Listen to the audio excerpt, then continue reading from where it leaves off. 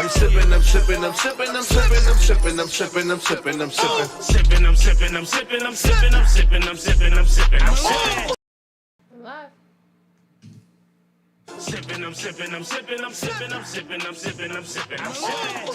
This is Sippin' with Sammy. I am Mr. Fly Shit Only, the one and only Sippin' with Sammy. Sam Malone, Barstool Rug. If you ain't sippin' with Sammy, you ain't sippin' right. Please get your fucking life together. It's all the way live. It's all the way live. Yup! What's up with y'all, man? Happy Monday, happy hour, beautiful day in the neighborhood, all that flyness, man. Like, comment, subscribe if you are tapped in. Holler at us in the chat so that we know you here, man. Make sure that you comment and give your input. We welcome it 100%. For my folks on IG, I'm just on here for a little bit to tell y'all to get to the YouTube live Sippin' with Sammy right now. We got some current events and some dope stuff to talk about, and I got an update to give if you was tapped in last week. So we gonna have a dope show, Shout out to Rich Jules. Also, shout out to Kay from Font Productions. Gotta make some noise for that. Yo. We got Kay with us today. You know what I mean? She's going if y'all haven't heard and seen her, you know, she piggybacks, helps out. But that's the producer. That's the heavy lifter. You know, she doing the deadlifts. I just do a couple curls. But we out here. We out here. Hopefully everybody had a good day. Hopefully everybody had a good weekend. You know? Anybody watch the Super Bowl? Everybody watched the Super Bowl. Ursha was there. We gonna talk about it. And we gonna talk about it. We gotta talk about it. It's only right. It's only right. How you feel today, though? Oh, you know, I'm living the dream. What dream is that? My personal dream. Oh, all right, because you white. I thought you were talking about the American dream. Oh. No, I don't believe in that one. Oh, that's deep. They gonna kick you out the club. Which club? I don't think I was in that club. You know what's funny? We didn't know it was that many clubs to choose from. We learning right now with the K. I like that. I thought it was the club. She's saying that it's multiple clubs. IG, I'm out of here. Oh no, there's definitely Catch me multiple on clubs. YouTube. Yeah? Yeah. What, you care to share? I mean, there's always levels. Like there's levels to whiteness too. I'm on the lower level. Wow. When did you come to grips with that? You know, it took some time. It took a little bit. You were like, oh. It did. Hold on. You know, I learned about how Italians used to not be white, and then I was like, oh, I guess I'm new to this. Oh, yeah, man. I tell people all the time, whiteness started because of us. It wasn't nobody white till black people started living next to broke white people, and we started looking at the rich white people, and they said, no, but y'all white.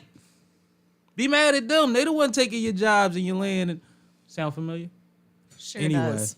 Yeah, it happened. These tactics are not new. None of this shit is new. They know that they work for sure. But no, glad that you had a good day, that you feeling good this evening, and that you living a dream. I'll make some noise for that. You know what I mean? What about you, Sam? I How believe you in your dream. feeling today? How do I feel? Yes. I feel freaking awesome. But Oh boy. if we talking about in comparison to my last live stream, I am 97% better than I was a week ago. So let's make some noise for that. That's enough noise. But yeah, I had I told y'all last week that we did the ER thing. Well, I did the ER thing and the prescription thing and was optimistic, wasn't tripping. What happens is they gave me 2 prescriptions for eye drops. Mm-hmm. One was a steroid, one was a painkiller. Mm-hmm. One of the prescriptions took 3 days to obtain. Mm-hmm. Because the original prescription that they gave me, which is something y'all got to fix, was discontinued. And then we had to, they had to figure out something else to give me. So my progress, needless to say, wasn't such as it should have been. So I had a couple more days on the IR. But now I'm feeling good. It's clearing up. I got both scripts, and they had to double up on me because of the lag. But my eyes feel better. I'm not waking like for a few days. I was waking up every morning because my eye was hurting. Or as soon as I wake up, my eye would be hurting. Lately, it hasn't been that. It's been a little blurry. It's been feeling like it might be time for another eye drop, but it hasn't. Like, I haven't been nowhere near in the pain that I was in. And it's funny because there's so much shit in that pain, but I gotta stop doing that. But the show must go on, right? Only to a point. Not if it means you're gonna be blind, but Well, we did a meeting, a photo shoot with sunglasses on, and a studio session the day before I went to the emergency room. Definitely did. Definitely So did. it's not like anybody said, maybe we should do this shit anyway. And it had to get handled. Yeah, I guess so. Glad you're feeling a little better, though. Nah, I appreciate it, man. Thanks for everybody that gave a fuck. Honestly, like, nobody has to care, but even my coworkers seem like they missed me. And it's crazy because, like, I don't like missing work. Excused or not, I'm not really into falling out of the routine, especially with the line of the business that I've been in. My clients require consistency and routine and things like that. And you got to find a balance between taking care of yourself and what could be sometimes detrimental to their progression. And when I hesitate to say find a balance, because it's not easy. It's not easy at all. You wake up every day like, I don't want to make somebody else's day fucked up because I didn't make it in there when this client is dealing with something that they can't control necessarily. You see what I'm saying? yeah, but And you know that you're probably the most qualified or the most intuitive with the person, with the client, to be able to handle certain situations. you gotta put your mask on first.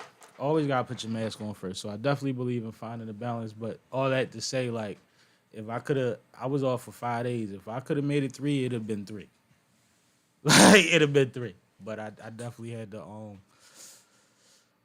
fall back. You know, shout out to PD Crack. Had to fall back. So we better. I don't have the shades on today. I thought about starting the show with the shades just to, you know what I mean? But I said, nah, it's cool. Just for the reveal. Just for the, you know what I'm saying? And I mean, we zoomed in now anyway, so you can see I'm not 100, but it's definitely like, because I gave y'all the hourly reveal last time, we definitely 100% looking better. Yeah. God damn. That shit was red bad. It's swollen. Yeah. It's swollen. Still a little light sensitive. Still have to do my drop regimen. Like, it's not one of them things where it's like, I can really go without them for, Mind you, let's just tell the people what the regimen is.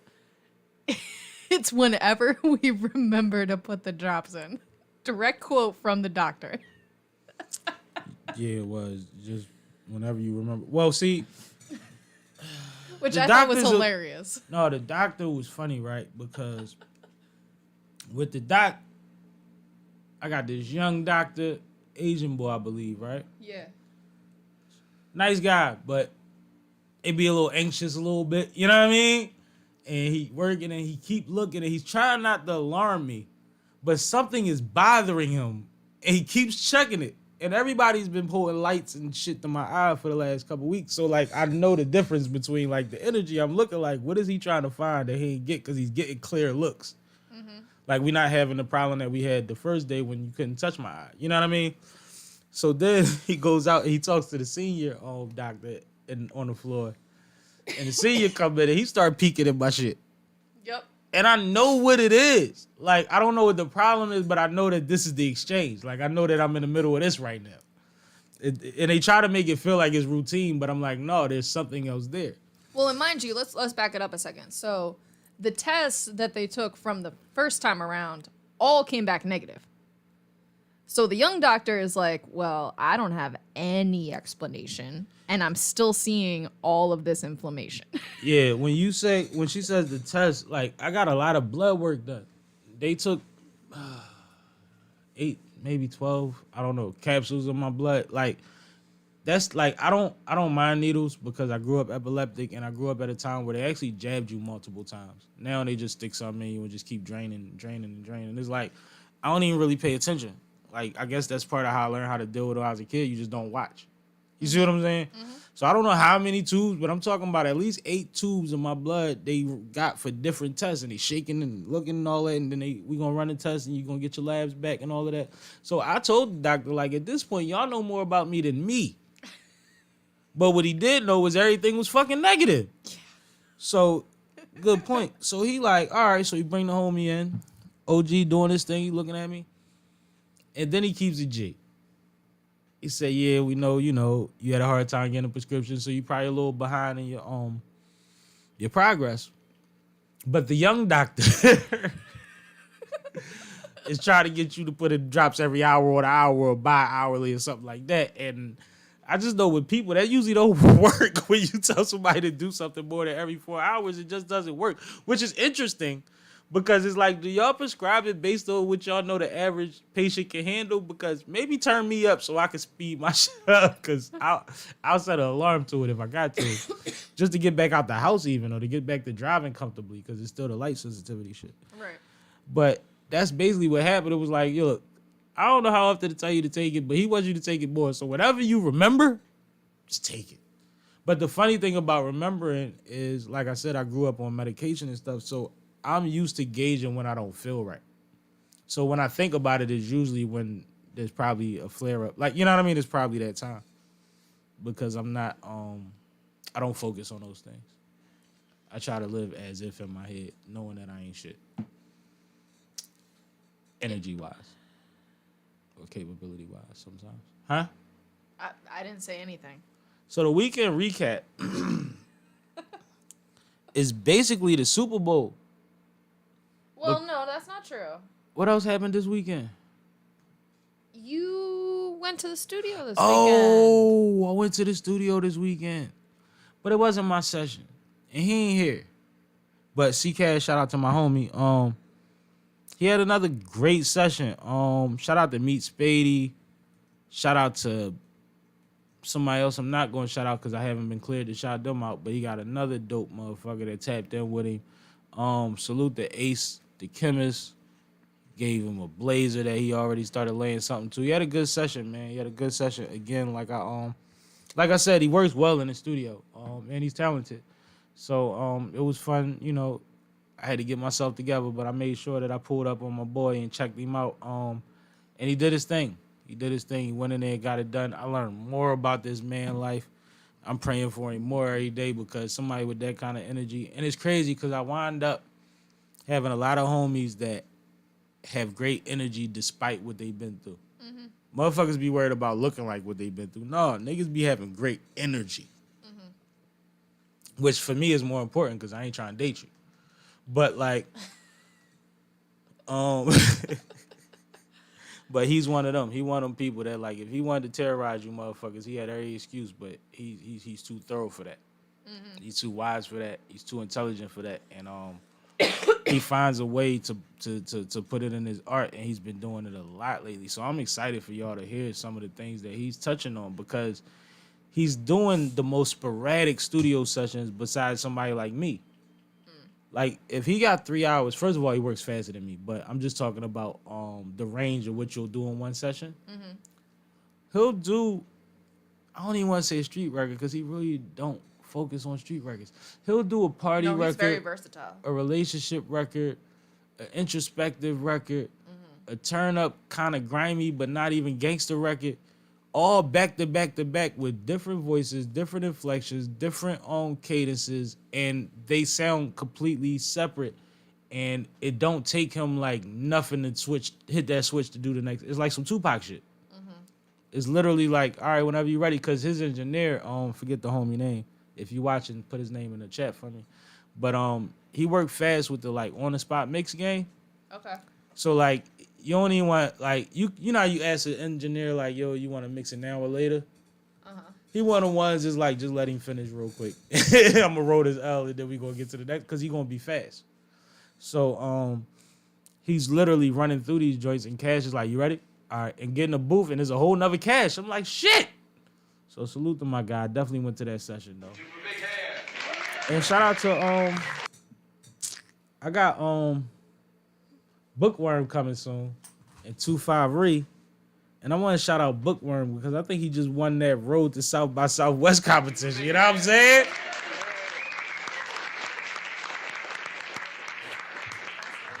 And as always, rest in peace, Chris Cotton, who introduced me to the young genius in the making. Like, very excited for Worm. Very excited for Ree. I'm excited for the label. Wiz was here a couple weeks ago. That's the homie. I love seeing it. I love seeing it. I love seeing it. It's very, very dope. Very dope. Proud of y'all, man. Proud of y'all. I got something else you forgot about this weekend. What happened this weekend? Show the people your new shoes. I don't do that. But I do got something I'm sure y'all ain't seen yet. And maybe I need to start doing this. Maybe they'll holler at me. You ever seen these? Hold on, let me turn the focus right. I could back them up, so. It's okay, I got autofocus. You ever seen them? Get a load of them. You know what I'm saying? But like, honestly, and it's funny because somebody at work asked me today, they said, you got a shoe room, don't you? And they was like, my son got a shoe room. I knew you had a shoe room. I'm like, of course I got a shoe room. She was like, but he need to get out of my house. I was like, I say the same thing all the time. Not that he needs to get out of my house, but the shoes need to get out of my house. I don't even understand. Anyway, yeah, but I don't like to do the kick of the day shit, even though I probably should. I've been thinking about it. You probably should. I'm thinking about making it a segment because most of the time I'm sitting at this table, y'all don't see what's on my feet. And I'm sure that I might have a shirt or something on that make you want to imagine what I might have put together with that. Y'all might be thinking, I would have put that on with the, I mean, I might need to show y'all more often. So on the lives, I think I'm going to make that a part of the show. I'm going to show y'all defeat. And as we know from Battle Rap, don't make no more feet bars. So I can't make a joke out of it or nothing. I just got to let it go. But I'm going to show y'all the sneaks. And I guess I should give descriptions and shit. Like, what collection is this? This is It's the Perks. Perks and Someone Mini. else too. Yeah, Mini. Perks and Mini collection from Puma actually. Perks and Mini got some dope fly stuff. One thing about me, I'm 92% Puma and probably 68% collections and stuff like that they do because and collabs that they do because I've been buying Pumas for so long that I don't want the ones y'all want no more. I had them, to be honest, and I'm just filling in gaps for like colorways and dumb shit. Like it's weird. Talk heavy. It's weird. It's a thing. But yeah, those are the shoes of the day. If y'all give a fuck, they available still too. I ain't no hater. Go get you something, man. You see, I threw the burgundy on with it because it got the burgundy around the rim.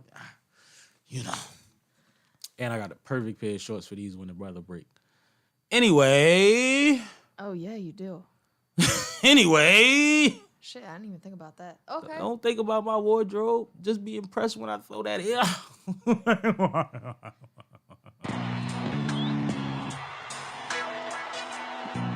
When I come walking out like that, that's all you gotta worry about, man. We're gonna have a funky good time. We're gonna have DJ gonna cut the music and then I'm gonna say, Get down on the ground. Get down on the ground. Get down on the ground. Get down on the ground. Down, get. So Fucking yuppie transplants. Those- Move the fuck out. Get out of our fucking city. You ain't even fucking born here. my bad. the reason I brought those up is because that was my Valentine's Day present to him. Heather, cut it out. Don't be calling me Heather. Don't be Heather. Don't be Heather. That wasn't even a Heather thing. That wasn't even a Heather thing. It's remarkable. I was going to a segue, For a topic you forgot about, Valentine's Day. I didn't forget about that. It wasn't worth talking about. Well, no, I feel like that's the topic. Nobody's talking about Valentine's Day this year. I feel like people either slept on it, it was forgotten about, or we're over it. Can I tell you the truth? Yeah. Usher fucked it up. I'm gonna tell you what happens every Valentine's Day, and every nigga that's a part of sports knows this. How did Usher screw up Valentine's I'm about to Day? explain it to you. Anybody that fuck with sports and that be down to travel and all of that shit knows that All-Star Game and Super Bowl is always manipulated around Valentine's Day, right? This is true.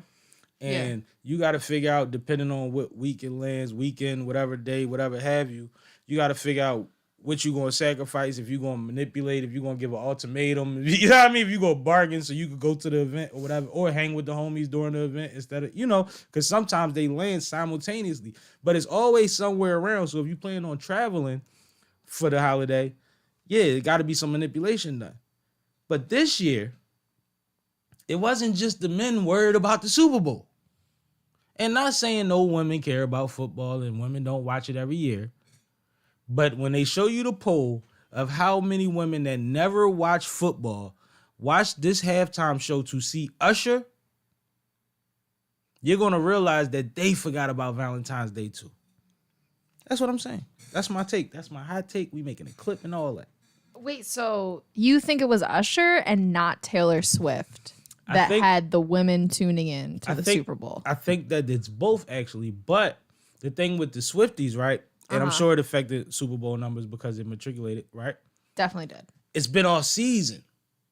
The biggest thing we saw from Taylor that we haven't seen all season was her standing next to a Ice Spice that you kind of had to be in the know to know that she already was cool with. Yeah. And they were cool since the awards. And she been on tour with her. Yeah. They got a record together that's going crazy. She running around the world with Taylor right now. Yeah. And then there's a situation with him and Taylor making out at the end of the game. Mm-hmm. It's the only new that came from that. Not saying that they weren't tuned in for it. I'm sure they were. Well, no. So here's the thing.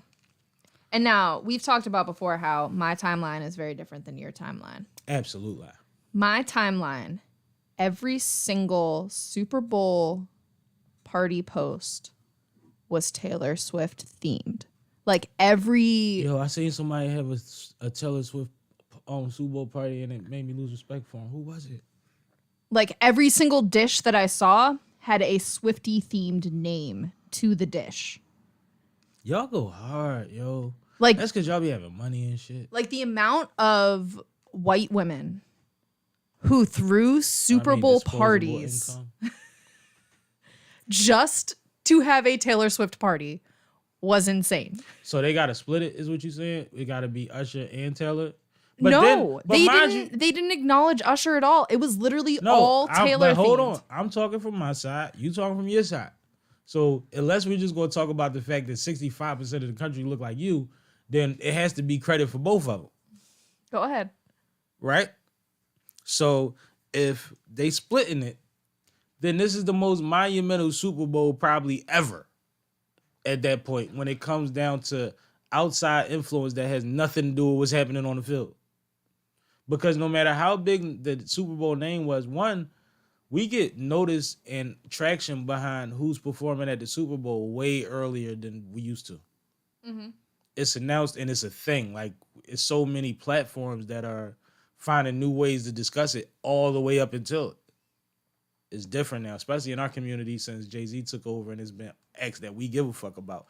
And I say that's more of a your community thing. See, we on my platform. Yeah. But this is one of the things that I was saying, like, people don't realize there was a time where Ja Rule and Ashanti performed at the Super Bowl at halftime.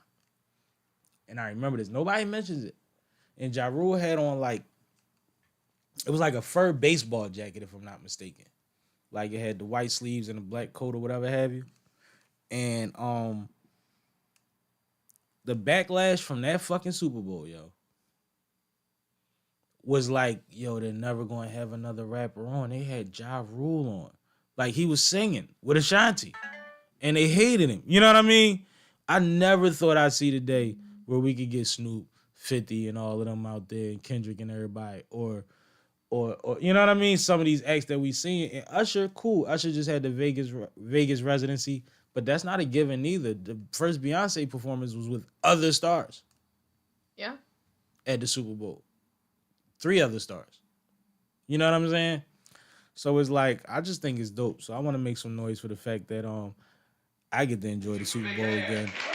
And there's so many people that appreciate it. And I'm not the Super Bowl halftime show I meant.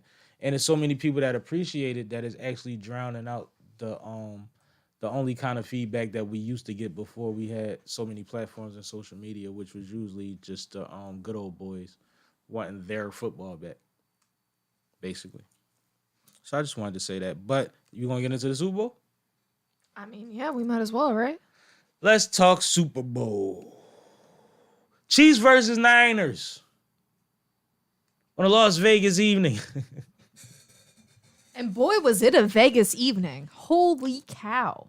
I hate you for that. And for saying holy cow.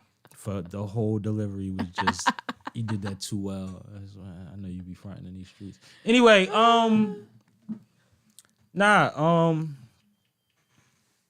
we knew it was going to be a good game. Yeah. There was no matter who you thought was going to win, you wasn't 100 about it. Unless you just, there are delusional fans, but if you know anything about football, Super Bowls, and both teams that was involved in the Super Bowl, you knew it could have went either way by accident. Mm-hmm. Right? Mm-hmm. So we had the Chiefs and the Niners, and it started off one of them games that you non-football people hate. Defense. But it was impressive. Defense. I'm watching both lines. And you got to give both O-lines credit, too, because they weren't backing down. They was rumbling. Yeah. But time was not a thing for the first quarter and a half. So I was excited because I'm like, this is great football. And some of those collisions were loud. It was a hit. It wasn't even a hit. It was a tackle that the commentator was like, I heard that hit. And I was like, damn, that wasn't even hard. He snatched the motherfucker. You heard that? Like, it was going down out there. And imagine, shout out to the stadium. That venue was awesome. Yeah. Packed to the gills. Motherfuckers probably definitely was. Damn near on the lights on top of the stadium trying to climb up. Like, It was crazy. And you still could hear them hits. Mm-hmm. You could hear them on TV, and you damn sure heard them in the arena. But you could just see by the way that they were celebrating the tackles and everything, like the defense of both teams. It was gladiators. To win. It was Period. gladiators. Yeah. It was gladiators. And see, one thing about it, and this is why we know the second half is going to be a little more offensive than the first half, you can't burn your defense out. And that's when that endurance, that will, all of those intangibles that people talk about, all those things you work all season for, that's when that kicks in for your defense and you on offense. Because on offense, you got to relieve the defense, and y'all got to do something that gives y'all the ball, or at least energizes the defense to go back on the field and not feel like, oh my God, 3 and out. I don't get to fucking swallow my Gatorade. But the other thing that happens when you have a defensive game like that is it opens up the door for injuries, which is something we saw in the Super Bowl. Well, football is football, and I feel like nobody's healthy by the Super Bowl completely. To begin with. Correct. Yeah, 100%. And you have the distractions. You got the super long intro. You got the 3 times as long halftime. You got certain things that is like my warm up to cool down ratio is not the same no more. And you might, like what happened with my man from the Niners, tore his Achilles possibly. Like, it's like his name, Greenlaw. Yeah. Like, that's, and it's funny because I've been seeing people saying like he was overzealous or he was doing too much or whatever. He is a player hyping himself up and running on the field. Right. He wasn't doing anything out of the ordinary there. The only thing out of the ordinary, mind you, some of these things are just bound to happen. Like you one move away from, it was right there. You didn't know it. But sometimes it might be he cooled down too long. You did, the stretch regimen wasn't the same. Yeah. The massages was too long ago. Mm-hmm. So you never know. And that's part of that's why I'm saying it's part of the game. Because even if it's a high scoring, flying ass game, the way that they was attacking each other during and after plays, motherfuckers was going to get touched. Yeah. Period. Oh yeah. They was touching something up. We've seen plays on special teams that was like, oh, he wanted to kill him. Multiple times. Which I would argue that this was a game that was won and lost off of special teams. Yeah, special teams is the whole story. with the Not the whole story, but yeah. with the missed kick or the blocked kick, Yeah, for the extra point. whatever you want to call it. Mm-hmm. And then just all of the jockeying for position. It was all about field goals this Super Bowl. You know what though? The season has been. That's true. That's true. There's been a lot of missed field goals, and it's been a lot of field goal based games. It's been crazy. Which that's been the secret to some of my parlays. Is to bet on over for the amount of points scored by the kicker. It's been working for me. I can see that, especially this year. But recently they stopped allowing it to be like a parlayable bet. I bet. I think they caught on to me. Oh yeah, it was just you. And your $4. Fucked everything up. Yeah, my $4. They pay you $4 every day if you just shut up about it. But that's crazy. Shout out to the Chiefs. Shout out to Pat Mahomes. Pat, whole first half had me frustrated. Was making smart plays, but them times where you supposed to be Pat, it seemed like he was playing it safe sometime.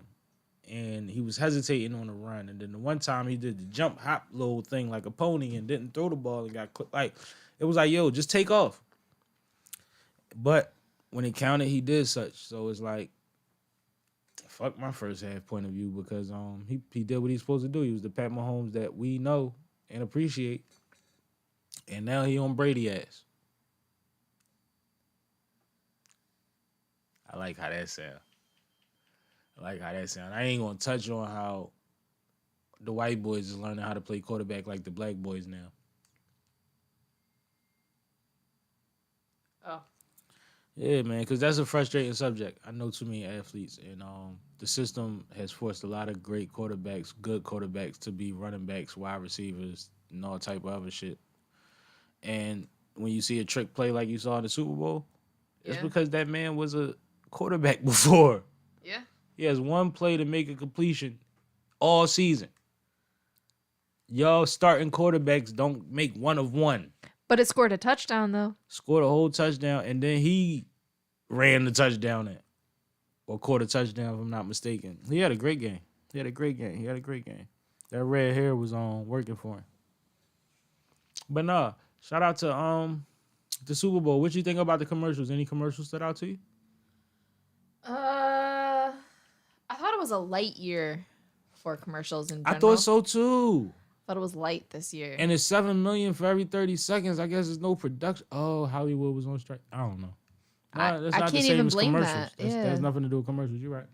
I think the Beyonce commercial was funny. I think the Beyonce commercial was monumental. I liked that one. Mm-hmm. I don't like how Verizon tried to hype it up like, oh, y'all thought that was the big show. Wait till this show. Like, don't do that. Yeah. That was unnecessary. They brother and sister, man. They ain't don't do that to the people. That's weird. Y'all East Coast, West Coast beefing again. Don't do that. Yeah. I agree with you there. That was weird. I thought that it's funny. The other most memorable commercial to me, the one with Paramount, the Paramount commercial that had Jeff Probst and characters, Hey Arnold and all them. Yeah, that one was good. How about we throw the football head shape up? Yeah, that joint. Yeah, that they always good though. They started a couple years ago with them joints, and they've been funny the whole time. Now this one was longer and more intricate than the other ones. I think they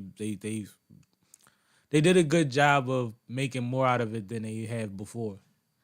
But funny enough, the other two commercials that are popping up in my mind were not necessarily ones that I enjoyed, but the couch potato one, right, was weird. Yep. And then the fact that Temu had a commercial in general that was just like shop like a billionaire. Well, see, that's their selling point. That's actually brilliant. That and a song that actually tells you that their name isn't Temu. It's Temu. Whatever. But no, like, that's important. You know what I'm saying? Like, I think that little song that's actually kind of catchy, like Dumb Release and all of that, is brilliant marketing. I think they killed that. Yeah, I mean, I remember it. But did guys spend $14 million on a commercial? Huh? When we watched that long commercial during the Super Bowl. Oh, with the washing the feet. How you treat your neighbor. So that God spent $14 million on a commercial. No. That's the political church group. Wow, yo, that's a lot of money But for a they- Super Bowl commercial. Yo. They had been spending all season because they had a commercial in damn near every game I watched, and it was super stupid. It was just like, "Oh, we accept you." Yo, He they knows had us. people washing people's feet in the most random places, and the craziest thing about that, if you really want to make a commercial like that, that's Christ-like, let's use some real situations and some people that owe people reverence and service. How about that? How about show a white cop wash somebody on the street corner feet? How about that? Like, some of those things was just hard to distinguish. Like, why is he washing her feet on a bus? Like, what does that have to do with anything? Yeah. Well, and it was It was also, like they toted that line really perfectly, which is not a surprise now that you mentioned who it come from, because I know that. Yeah. Well, and it was also just weird because I was like, this is so clearly a church commercial, but like, when was the last time that someone who identifies as trans or genderqueer walked into a church and like got their feet washed? Like, this is strange as fuck. That is a very special church, and salute to them. But that was the last example that they showed in the commercial was No, like, what I'm saying is, knowing churches like I do them, and I don't like the bad churches, that is something that is very, very, very, very, very rare.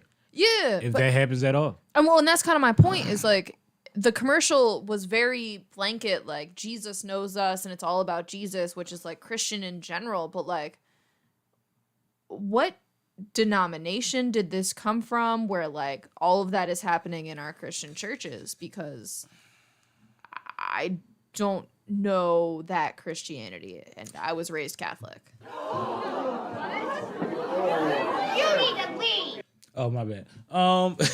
These are jokes. But no, we getting a little too deep. Shout out Quinta. Oh yeah, she was on a commercial. Quinta out here snapping. If I open my YouTube right now, she's the top ad from that commercial right now. That's She definitely crazy. is. Yeah. Shout out to Quinta Brunson. Shout out to Abbott Elementary is back. Proud of that young lady, man. I think that she is a great example for all type of youth to look towards and be like, that's dope. Well, and I love Quinta because she is just so relatable That's what I mean. to anybody. Like, she's not she's an amazing being, don't get me wrong, but she is not somebody that you look at and it screams TV star, movie She star. don't take herself too serious, even though she's worn some of the dopest gowns we've seen in the last 3 years. Absolutely. On every red carpet possible. But even just like the concept of her show, her writing ability, her talent in general, like, she's doing the damn thing. And not even like she wears it as if it's just, oh, whatever. Mm-hmm. Yeah, I'm here. She's still the silly little goofy girl that y'all didn't want to engage with, and she's having fun with y'all right now. And she loves where she's at. She doesn't have to conform. I love that for her. Big Philly energy. Yeah, I think it's fly. Shout out to Quinta once again. Always a pleasure to see. She's a beautiful lady, but she's not. She's very tiny, no big boobs, no super curves, none of that cool shit. But she always looks great. She has great energy, and she's winning. Mm-hmm. So it can be done. It can be done. I had multiple thoughts. I was just thinking about everything that Monique's saying, being about being black and fat. Anyway, but because Quinta's not that, so I don't want to confuse people. But yeah, like, shout out to her. And do you remember the Dunkin' Donuts commercial? No. Which one was that? When Ben was rapping to Jen, he came in the studio with a bunch of people in Dunkin' Donuts sweatsuits, and they had a rap song for J-Lo. No. Oh my goodness, yo. They spent some bread. Everybody was in this damn commercial for no reason. But they spent some cash. Yeah, it wasn't a lot of memorable commercials though for me per se. Oh, the what's the name joint. When everybody was talking like my man. Oh, yeah. Everybody was talking like the homie, and then they said yeah, and then Usher popped up and he was like, "Don't you got somewhere to be?" That was a good commercial, yo. What's my man name? He in all the good movies. But yeah, that was a good commercial for me. That was hilarious to see everybody talking like him that he ran into. Like, he has the most identifiable offbeat cadence in the history of Hollywood. Yeah, I had to make sure I was right. He has one of them. Let's say that. But more topics. Feed me. Well, we talked about the football and we talked about the commercials, but let's get into Usher. Let's talk Usher. Let's talk about Usher. Yeah. Which I know it annoyed you that they kept playing that song the whole game prior to his performance. But you know what? I thought about it, right? Uh-huh. And these are the biggest marketing dollars you can get. These are the big brains. They know their audience. I'm from a hip-hop audience. We get burnt out by stuff quick. Like when stuff is popping and the mainstream catch on to it, we're usually over it or that's our sign to get over it. Like, so if I was at an event or I was watching an event and they kept showing or playing the same thing that I was waiting to hear or see, I would feel like it would burn me out.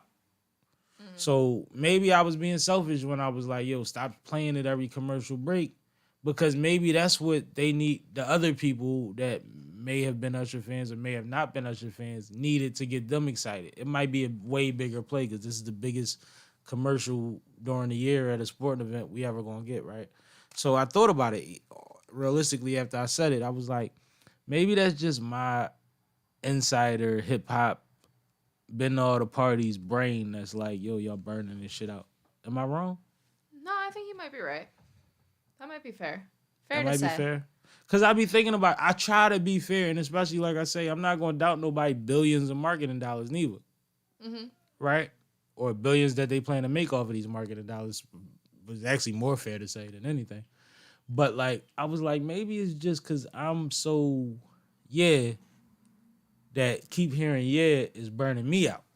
But it's not doing that for 90% of the crowd or the audience or the girls that's watching that usually don't watch football. They like, Usher still coming. They let y'all know this. Usher. You know what I mean? It might be a thing. Maybe I was tripping. Just like how we might not like seeing Taylor every 5 minutes, but clearly it's doing something. Definitely was. Mm. Well, I just want to say I was happy that this halftime performance brought us back to bringing out a whole bunch of stars as part of your set. Not necessarily a halftime show thing, though. It's a recent halftime show thing for the last, I guess, 10 years or so. But it's not not every year type of thing. Well, and that's the thing. Like, there's been plenty of like Bruno ran around that field by itself, right? same with The Weeknd. Weeknd did. The Weeknd didn't bring out anybody. I was Bruno gonna say I brought think Bruno folks out. brought somebody out. Yeah, Bruno brought Weeknd ran around that whole field with all the mirrors by itself, and I was confused the whole time. But even more recently, it's been like only one or only two type of things. Like Usher brought out everybody, and it was fantastic. One of the biggest shocks for me was that he brought out Ye. Because at such a controversial time, I'm surprised that the NFL Super Bowl halftime committee allowed it, even though Jay has a finger on the pulse. Like, but that might have been one of Usher things. Like, I'm gonna still support my man, and this is a deal breaker for me. Y'all ain't paying me. We never know. But Ye, to see Lil Jon out there, especially for the length of time that he was out there, was awesome. Mm-hmm. Luda's contribution was perfect. We all seen Alicia come out beautiful, great dress, Amazing magnificent dress. piano, and she cracked her first fucking bar. Her first word cracked a little bit, but then she caught it as a consummate professional. She was great the rest of the performance. Now, what I wanted to talk about with this performance is the whole world saying that Usher was disrespecting Swiss. Can we talk about that? Before we talk about that, because you mentioned everybody else who came out except for her. Her coming out with the guitar and then doing multiple records. Right, and then leading right into the transition for the roller skating. Yeah, I want to see. Did somebody let me know that Questlove do the arrangement for this one too? Because outside of we may not have needed Alicia's intro, even though I appreciated it, I think everything else flowed like magnificently. I think that Alicia's intro was again for the other audience. I think it's transitional.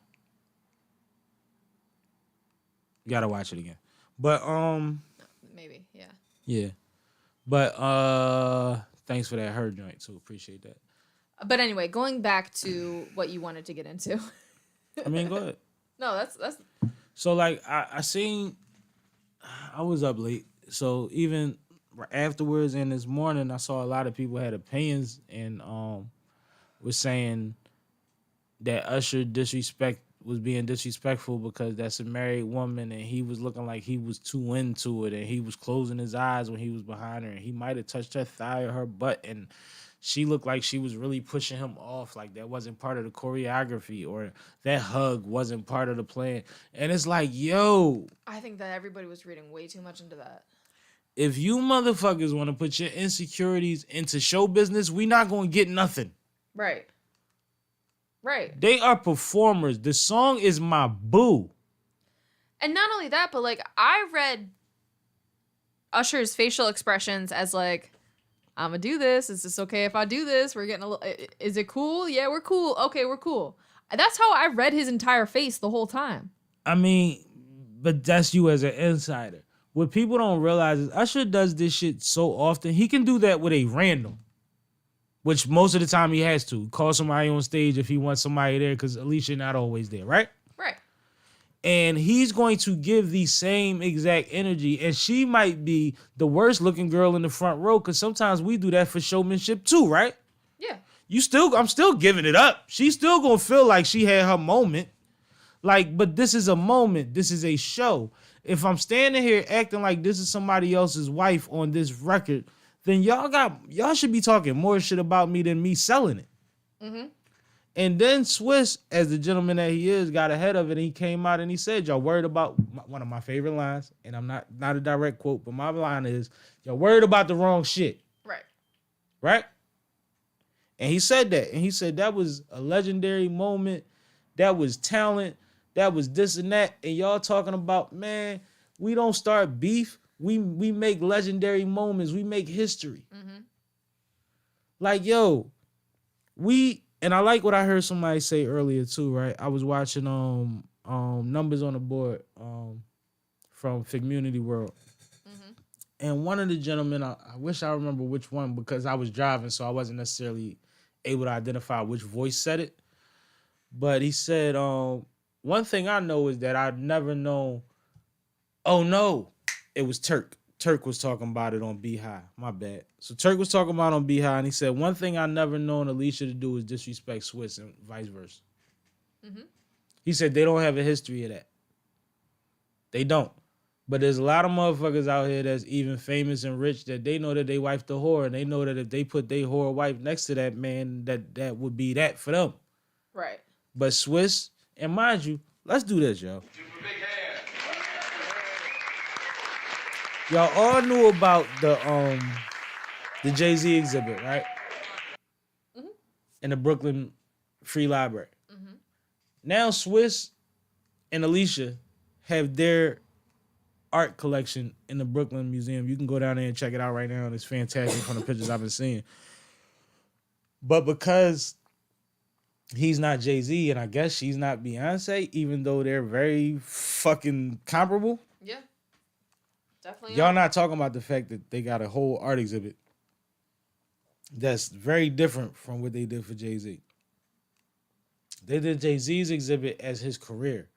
This is them putting their art pieces and displays in a library for y'all to look at. Shit they bought. Shit they might have inspired, all type of shit that's like exclusive and expensive. So they a different kind of couple, man. Y'all be worried about the wrong shit. Speaking of worried about the wrong shit, can we just talk about how amazing Alicia Keys looked one more time? Like, she is thick in all the right places right now. How old is Alicia? Man, one thing, if you're the producer, you supposed to find it. But one thing I said, and I've always said, is that more women need to openly look up to and admire Alicia Keys. She didn't do no fake stuff to her body. She's not somebody out here 43. She's not somebody out here trying to tear somebody's head off. She's one of the most talented beings we have ever seen. Mm-hmm. Mm-hmm. And knowing that she's on camera, and sometimes, you know, when you lighter complexion, sometimes everything ain't blending. She show y'all that. She don't even be putting no makeup on. She started the whole no makeup movement and didn't try to make it a thing that y'all had to buy into. She made y'all aware that she was over it. And she's gorgeous all the time. Even though I'm sure they probably touched some things up last night on it, it still looked like it was fresh face. Y'all fresh face don't look like her fresh face, man. Admire a woman of substance, of talent, of accomplishment. She has a dope family. But see, another thing that comes up with Alicia and Swiss all the time is it started out with people calling her a homewrecker, which has since been, I guess, as far as we can witness, disproven. But like, leave it alone. Y'all love Sierra's Prayer, but y'all don't love Alicia? Right. Is you crazy? This motherfucker, man, she's starting to look like Tracy Ellis Ross, and by the time she's 60, 70 years old, she's still going to be that Pam Grier type shit. Like, she ain't going nowhere. That's her. Yeah. Y'all beating faces and can't catch that. I guess that's what it is. But y'all should look up to her, man. Admire the you and be the best you. And she works for her body also. It's not just good genes. No, she works out. You can tell she works out. But she looked amazing last night. Phenomenal. She took that motherfucking train off that dress and stood up with that bodysuit on. I said, every time. She looked incredible. I said, it never fails. And I know it's the Super Bowl. But show me a time Alicia was in the diner trying to give a nigga coffee with, what the fuck did he order? Some bullshit?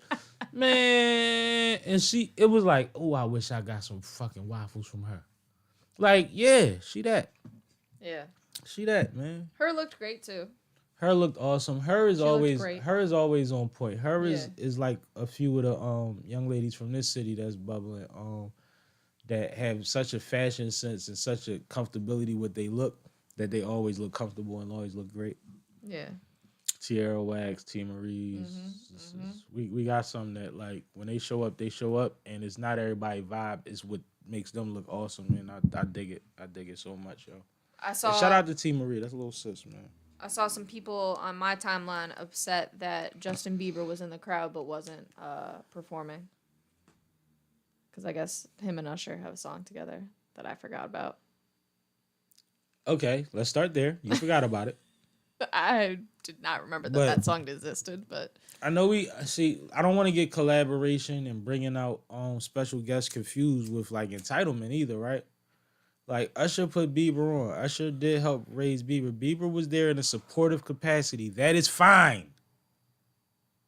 right. Am I wrong? It's literally that simple. Bieb came to check out his OG at the Super Bowl, where Bieb may or may not have been anyway, because he gets to decide if he cares or not. He's going to be able to get in. Yeah. Oh yeah. Like, they're not going to turn. Bieb is going to get a ticket. Like, it's one of them things where it's like, yo, just because he brought out a bunch of people, he had to bring the little white boy out. He's supposed to put him on his shoulder too. Carry him out like Geppetto. Like, cut it out, yo. Nobody even cares about that song. Nobody brought up the Justin Bieber song we were trying to anticipate when he was going to perform at the Super Bowl. Nobody. Not at all. Nobody said, yo, you think he going to pull out Biebs? No. And you know what? If y'all would have said that shit, maybe he would have. Momentum changes things. Y'all ain't give a fuck. Y'all just nitpicking. Stop it, yo. Stop. What did you think of Stop. Post Malone's America the Beautiful? I think Post did a great job, if I'm being honest, about like the structure of the song and his delivery of the song. I mean, America the Beautiful is a very difficult song to sing, like every song that America made for everybody to sing. Yeah, it's easier. It was written by non-singers. It's easier than the Star Spangled Banner, but it's hard to take liberties the way that you can the Star Spangled Banner. There's you no can sing high whatever notes. notes you want to in the Star Spangled Banner, and it'll sound great if But you can sing. the Star Spangled Banner notes are all over the place. Yeah. America the Beautiful is like boring. Yeah, America the Beautiful is very boring. Amber ways of grace. And you can't make it not sound folky. So I'm glad that he just like leaned into the folk side. In brotherhood. Okay, that's enough. Fucking Hulk Hogan. You started there, so we'll go there, right? Yeah. I watched it and I thought, this is why Joe Buttons hates Post Malone. That's what we're going to title this clip. This is why Joe Budden hates Post Malone. Post Malone came in all White Iverson, all I'm half a rapper, half a singer. Hey, I fucks with you guys. And then as soon as he went platinum, he went white boy like a lot of people do in our culture because they have the ability to. But I'm starting to feel like it's a marketing scheme. Like it's easier to break through if you're the white guy in rap than if you have to compete with all this noise up here where you really want to be at. So they're creating stars like that, and that's something that Joe and quite a few people have been speaking on for years. So watching him stand there in all his glory, with his tatted face, which means nothing because Meatball face tatted too, right? He got his jacket on that's actually a smooth little, you know what I mean, situation. He got I forget what they called him, John, when it's like a shoestring with the connecting medallion in the middle of it, and it slides up and down. I had one on when I was a kid. And he got the tight jeans on. Super tight. And he got the guitar on, and he doing a little 2-finger dilly at the bottom of the motherfucker. Like, he literally countryed it out. Like, no, we gonna play these 2 notes. Right? And I'm like, that looks so comfortable for him that it makes me start to think, like, yo, Joe was absolutely right. Like, he never was on our side, yo. He had a stylist on our side. Now he's wearing his style. I didn't like it. The performance was good, but it made me think of Post in a way that I kind of been trying to avoid. I don't like putting all that on people. You know what I mean? Even though I know it exists. The whole be the white guy and the black thing and you'll pop.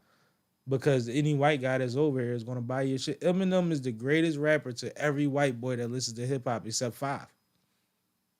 Because they identify with it. I spent 20 years of having hip-hop conversations. There's a white boy around. He's like, but Eminem... And half the room like, you know what, I'm going to go roll some weed up. Like, nobody wants to do it no more. We burnt out, but it's a thing. You come over here, you sign 50 Cent, 50 Cent goes diamond, you sell diamond 8 times. Who makes better music is debatable at that point. But I know ain't no black people riding around all day talking about killing their mom and their baby mom and all of that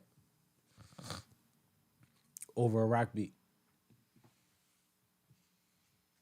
So there's a market for it, but Post made me think of that. That's what Post took me. It was like, yo, I see why Joe don't like you, even though you're talented. I know he's talented. He seems like a great guy, but I hate that we're the window for that when there's so many people I know and I have on this platform all the time that are hella talented and can't utilize our audience the same way you can, and then turn his back on it and act like they was never rappers. All of that can't exist. They go and get their card pulled. You don't have to exist. You don't have to worry about it. You can go on Kimmel every time you sneeze. It's different. It's different. Am I wrong? I mean, I don't think I've ever thought this deeply about Post Malone, to be honest. Well, I be listening to a lot of platforms, and like I said, it's been a thing for Joe for a while, just like his Logic rants and shit like that. And I can't say that I follow Post Malone enough to like be like, yeah, no. And Post is talented. Nothing to do with what I'm talking about. Yeah. That's fair. Ice Spice. Wait, I was going here next. Okay, where we at now? Oh yeah, because you skipped it. So, you know the motherfuckers had backlash for the Black National Anthem? They started talking about there's no such thing, there's one national anthem, we're all united. In that voice. The same motherfuckers that tell you the country never been so divided as if they didn't live through segregation. It's bigger than water fountains and toilets. Yeah, that's fucking hilarious. Why do you think a Black national anthem exists? And it's swaggier than y'all shit. She flared that thing up too. I never heard it sung like that. Let's make some noise for that.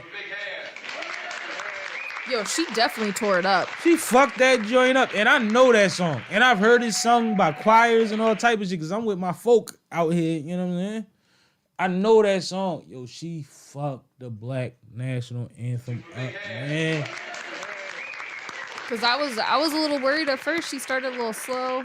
But that's how the song goes. That's the energy of it, which when you're not used to hearing it in a stadium and at that capacity, you kind of got to get in tune.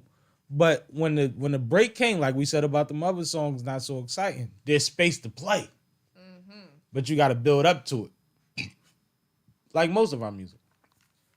Yeah, but I thought that was fly. I didn't realize that there was backlash. Hasn't this been going on for quite some years now? They don't always play the Black national anthem, yo. That's not a thing. Like you'll get the Canadian joint. You even get the Irish joint, depending on the sporting event, who's represented or whatever have you. The Black National Anthem is not a regular thing, yo. The motherfuckers was in shock. Like, oh, Usher and now this? And they was talking crazy. Look it up. I'm looking it up right now.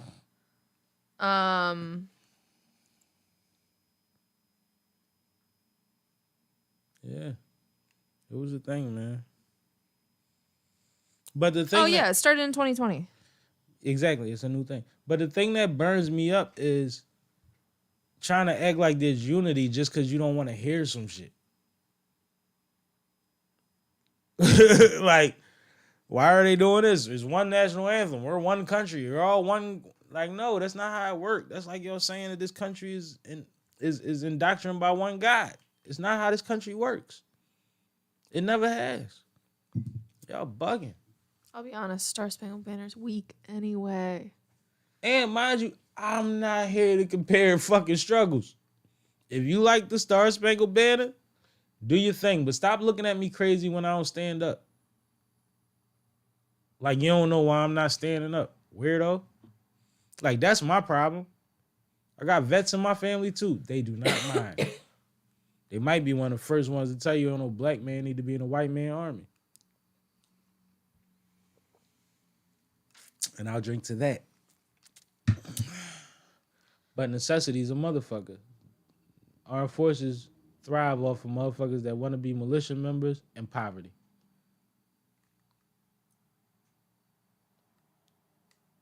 Anyway.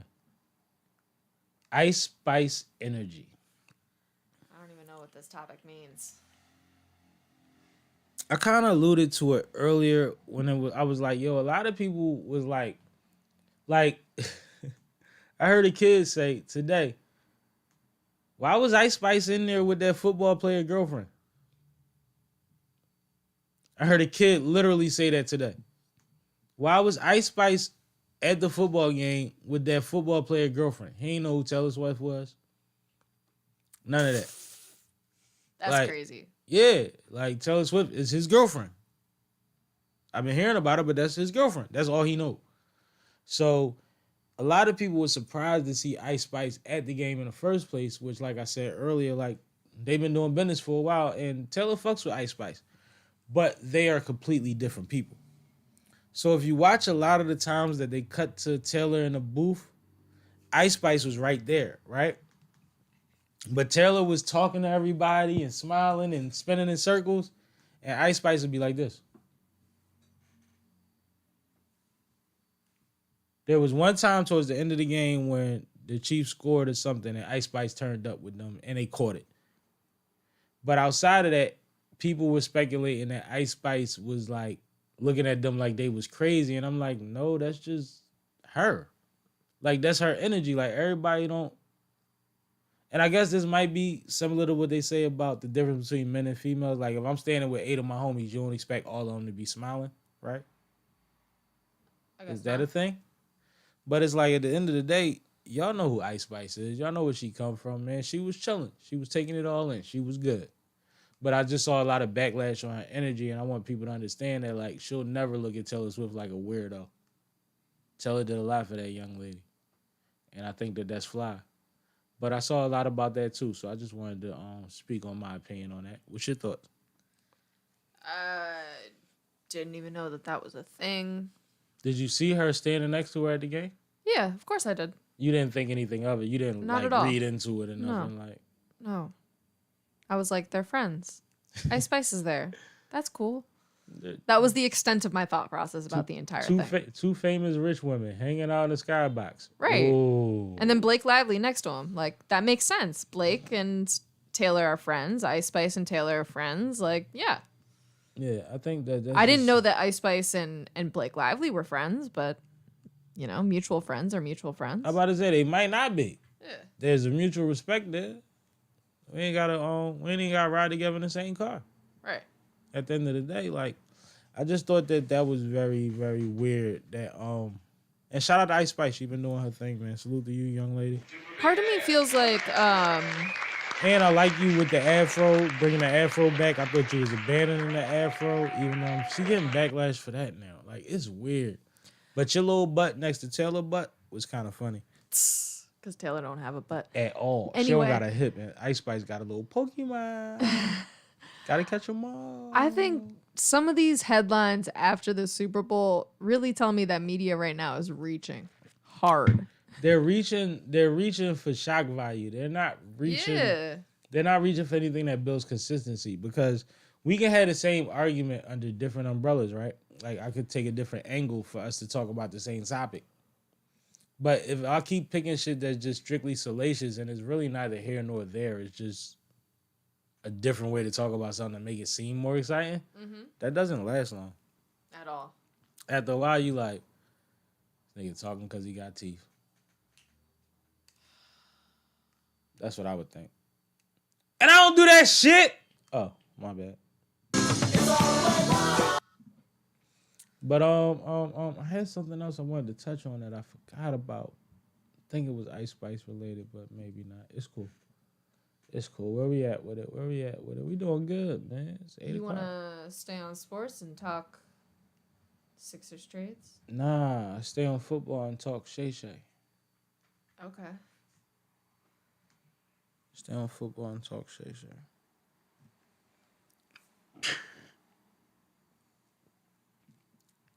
Did you see what's going on with Shannon Sharp and Mike Epps?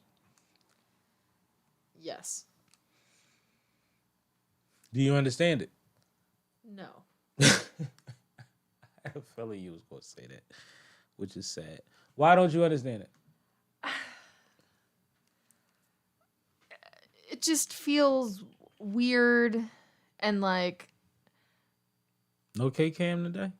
Oh, my bad. It just feels weird and forced. Like, I don't know. I don't get the... I feel like if I'm understanding the situation correctly, Epps made a joke At a live show. And that's where this situation is kind of stemming from. Well, for Epps, it stems from... Kat being on Club Shay Shay.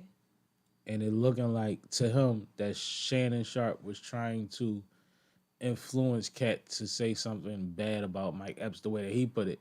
And Kat didn't. Kat actually spoke highly of Mike Epps. But... I was going to say, that's the problem for me, is like, I don't remember Shannon Sharp really doing that. Like, I remember him being like, what do you think about Mike Epps, maybe? But I don't remember him saying anything negative or like trying to insinuate or get something negative out of the conversation about Mike Epps. What I fear from Mike's initial reaction, and I'm not sure, is that it's possibly something that we've seen far too often, where somebody says, now, I didn't watch the clip. Or I only watched the clip. I didn't watch the you know what I mean? Okay. And it might have been what he saw. Like, motherfuckers could remix it. They could show you 3 different interviews when he said, what about Mike Epps? What about Mike Epps? What about Mike Epps? And make it seem like it all led up to the Cat. You know what I mean? It had the same energy as the Cat Williams interview. So we don't know what he saw, is my point. Now, neither here nor there when it comes to the point of being responsible, right? We talking about our brothers and people that we respect. Absolutely. And doing our due diligence. But it's quite possible that man is that busy that he said, man, I'm going to just hop on my live and make some jokes. He might not have been taking it that serious. You see what I'm saying? He like, I reached out to Shannon. I said, yo, I want to come through. Y'all been talking about me. Let me come through. Then he said, you know what? I know what to do. Crack some jokes. And then he cracked the jokes. And because I'm just putting myself in a position of like Mike's energy. He cracked the jokes, and then Shannon turned up at a level he usually doesn't when people talk about him. That's what we got to account for. That's true, too. He even said in a rant, you can call me gay and all of that, but don't lie on me. Like, this was a different level. This was one of them things where he might have should have called his pastor and said, I'm going to say some words. Because he was saying mofo like it was motherfucker. I feel like, actually, before I even say that, where do you think that this is coming from on Shannon Sharp's end? Why he took it that way? Yeah. Or like, why in this scenario is he turning up, whereas like things have happened in the past This and is a he's been point. very mellow. It's crazy. You took me to a point I was about to bring up later after you gave me your response, but I'll give it to you. My thinking is it might be based on traction. That's It what I was might be thinking. strictly based on how loud the voice was, as opposed to other voices that have said other things. It might be the traction that it got. It might be how many times it was brought to his attention on his timeline or his mentions or Oh, whatever. that's not what I was thinking. What are you saying? I was thinking it's about his traction right now and how Shannon Sharp has like really become a huge deal, especially in the last like 3 months. Shannon is putting himself in a position to become bigger than Stephen A. in a lot of ways. And that was another thing that I thought about. Stephen A. just had a similar rant where he went off on somebody that really did not deserve his time. Which was right after Shannon going viral with Cat. Right. It's all strategic, sweet.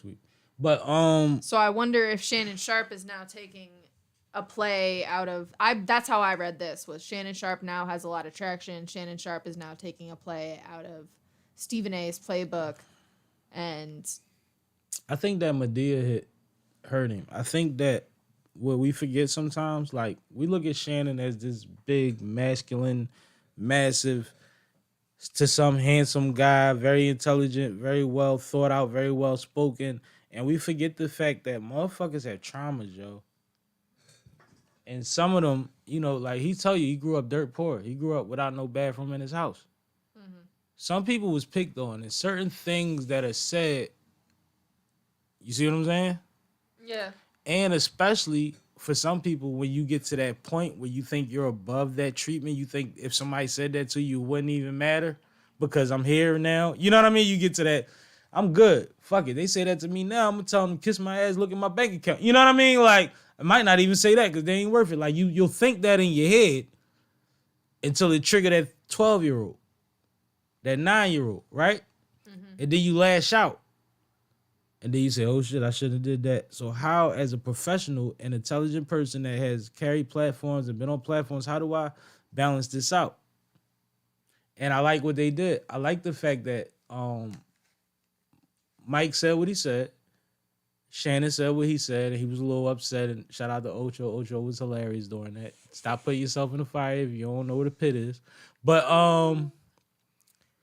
I thought that was cool, whatever. You know, I'm looking at Shannon like, you looking a little different in the light, bro. You better chill. But then Mike went back, and he went back to real rap. He said, bro, we about a week away from All-Star. All-Star in my whole town. And I'd be an asshole if I don't mention this. This is the same hometown that we just seen him go viral for a month or so ago about buying his old block and neighborhood and facilitating it for people that might not have been able to or wouldn't have been able to afford a house that looked like that neighborhood. They would have been gentrified out of that neighborhood. Mm-hmm. He's doing great work in that city. Mm-hmm. And if you know anything about that city, like somebody said, there's a lot of such and such lords from that city. There's a lot of underworld people in that city that respect and appreciate Mike. So he said what was real. All-Stars in my city next week. You want to holler at me, you can holler at me, but I don't do no fighting. It is what it is. And then he said, but I was making jokes. And then he continued to make jokes. Mm-hmm. And that forced Shannon to say, you know what? Let me talk to my brother. And they talked behind the scenes, and then Shannon put out a formal statement, and he apologized to his audience. And he said, me and him are going to talk like men, like he said, we going to talk like men. And I appreciate that. But I love the banter because Mike Epps always gives it up. And one thing that I don't like nowadays, because back to the traction that some of these statements get, sometimes these comedians forget to be funny. If somebody shoot back at you at aggression, you won in middle school because you was funnier than them. Be funny. That was part of my problem with this whole thing, though. Like, I do agree with Shannon that I feel like the Medea thing is a low blow. And it's strictly just not applicable and not funny. Like, Shannon Sharp does not look like Tyler Perry at all.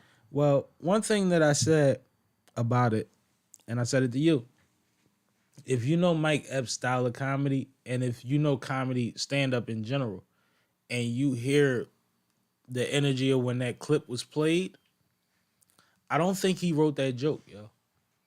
Yeah. I think he might have put in his head that he might address it, but I think it's one of them things where you say, at some point I'm gonna say something about this, but it depends on how my set is going. You know what I mean? Like, let's just see how the night is going before I just start. But I'm gonna do it soon because you don't want it to be old, right? Yeah. And I think he wound up where he was smacking them. They laughing at everything. It's whatever you want to say. And then he says something that's halfway as good a joke as what he would have said if he thought it through. But he gets the response because he's killing already. It's a momentum thing. It's the same in comedy and battle rap. You see what I'm saying? And I think that that's part of where it came from, where it's like, I think he just said that shit. Because when he responded later, he said, you know you look like Big Frida. He would have said Big Frida if he wrote the joke, I believe. But I believe he was on a roll. I believe he had him in pocket. And, I mean, if you rewind that tape 30 seconds ahead of time, somebody might have said, Shannon Sharp! You know how our comedy shows go. Right. Motherfuckers like, that shit came out yesterday. You ain't gonna say nothing? And he might have literally freestyled that joke. I don't think that's one of those jokes where it's like, we gotta hold him completely accountable. Now, not saying Shannon. I'm just saying as the people is like, well, it could have been better. Yeah, it could have been better. But if you know Mike Epps, he says a lot of shit that's funny that could have been better because he just lives in the moment sometimes. He's that kind of comedian. Now I have a question for you. Mm-hmm. I love stand-up. I watch them all. Did you see the Mike Epps thing before Shannon Sharp replied to it? Yeah. Okay. It went viral the day before. Cause it was Shannon has been a hot topic. So when he did it, somebody in the crowd videotaped it, and it hit all the sites. It hit Shade Room and I don't want to say Hollywood, but those type of sites. It hit those the day before, and you saw him saying the Medea joke in this, that, and the third. It wasn't the full clip. I don't think that I originally seen. I can't remember what site I seen it on. So it might have been a full clip out, but I didn't see the full part of everything that he said. But I was like, okay. I didn't think Shannon was going to respond. I thought Shannon was going to just book it. Because Shannon's on like a little run with comedians right now where it's like, you the homie too. Come on. You know what I mean? Well, shit, we're talking about Shannon Sharp. What do you think about Monique? Monique's interview? Yeah. I have certain problems with Monique, how Monique speaks about things. I think everything Monique does is convenient. Elaborate. Monique is very talented, and I'm gonna do the disclaimers because she deserves it. And I usually hate the disclaimers, but I'm gonna do it. She's talented. She's funny. She's beautiful. You know what I mean? She's intelligent. She's all of those things. But when you grow up like Monique and a lot of us did, you figure out ways to manipulate things or to fit into certain places in people's psyche that you respect or that you want to accept you in order to do what you want to do. So, baby, sweetheart, you know I love all of us. All of that while you were sitting next to Charlemagne the God and calling him Leonard. And then he said, well, actually, my name is Leonard. And then you said, oh, you fancy. Like, she does stuff like that all of the time that negates all of the pleasantries. So when I'm watching the Monique interview, great interview, by the way, she's saying a lot of things, but she's painting them in her box, which is her story. So I guess you expect people to paint their story in their box. But when somebody speaks for 3 hours, you want at some point for them to allow for the fact that this may not be what or based on what they think already. And when somebody makes a lot of different instances and relates them all back to the same reason, it's weird also. Everything in your life did not happen because you're fat and black. I'm sorry, that's not what happened. There are instances where that matters. There are instances where that doesn't matter. For instance, how she compared her situation to Taraji's. One, I understand making a point out of it at some point because it is relative to a certain extent. But Taraji came up every 20 minutes. for an example, as a broken black woman. And I don't think that's fair to Taraji. And I don't think that it's fair to say that the only reason people responded is because, one, she wasn't confident. She wasn't standing on it like you stand on it. But she was a broken black woman. And for two, so her being a broken black, first of all, let's go back to one. Her being a broken black woman made it more palatable or exciting to people. And for two, that the reason that they didn't do that for you was because you was a fat black woman. That's not true.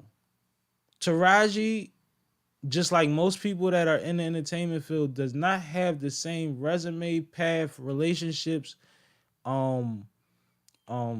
translation to the people in the general public as you do. You are looked at in a certain light, and it's not completely because of your size and your look. Like I said at the beginning, you're beautiful, and you know you're beautiful. But you make everything about that. And part of the problem that I have with that is I listen to Monique's early stand-up.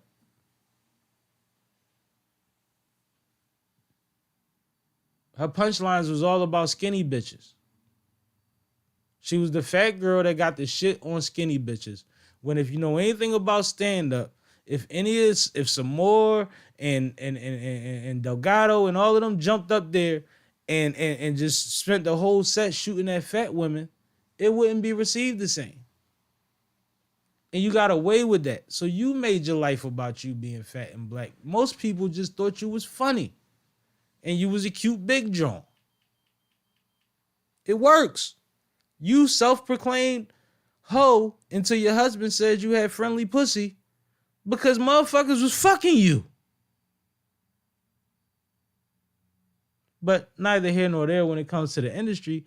I just don't like that we remove nuance, and then when Shannon wants to go deeper into, well, where does that thought come from? Your first response is, why don't you ask them? Look at the camera and ask them.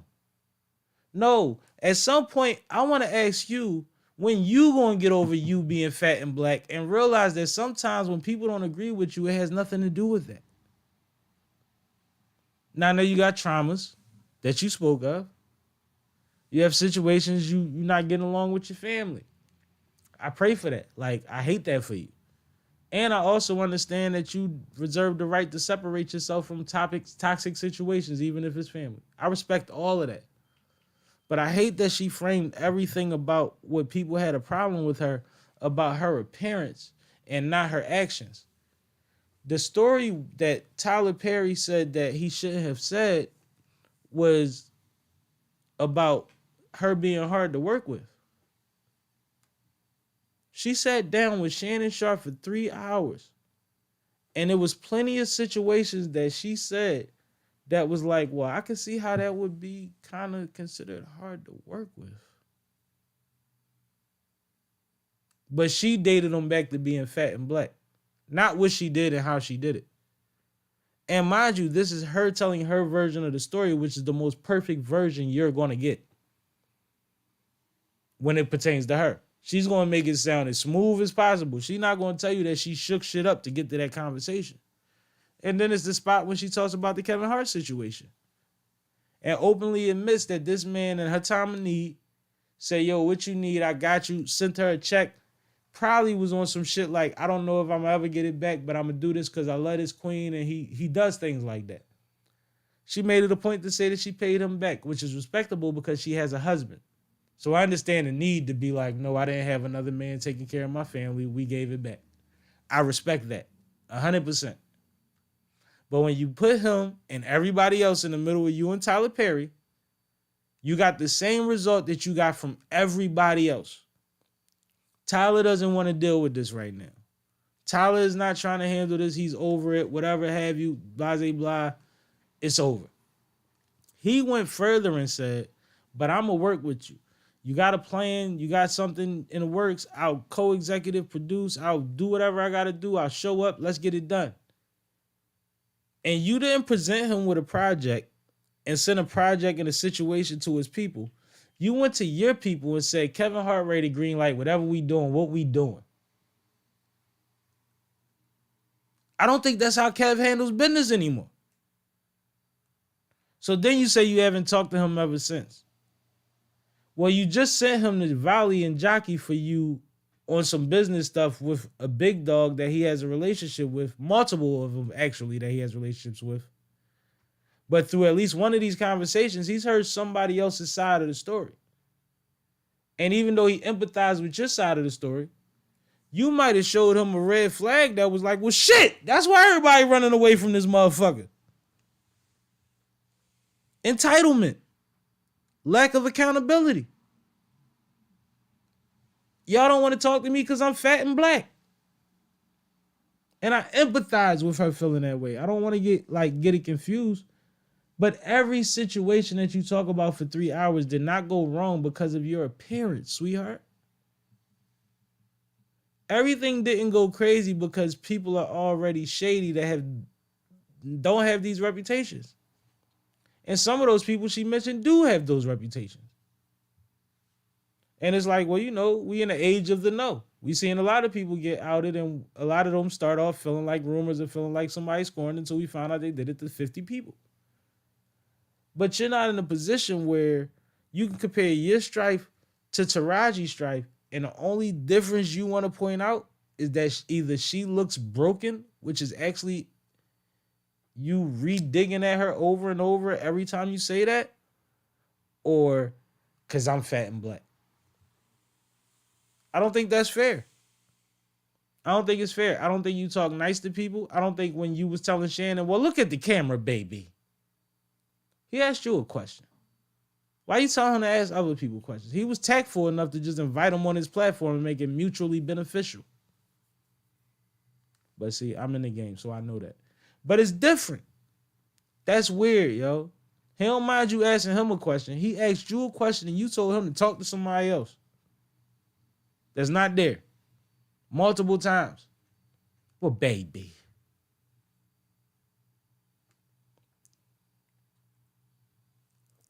Ruger rant. Yeah. But that's how I felt about it. And I still think it was a great interview. But I'm sick of the shit, man. At some point, you and Daddy got to figure it out. But I did love, and I'm going to keep it real. Her husband, usually when he speaks, even though I know he co-signs a lot of her nonsense and is the reason that she believes some of it, when he speaks publicly, he usually speaks well. When he responded to the situation, he had jokes and everything. Everything was pleasant.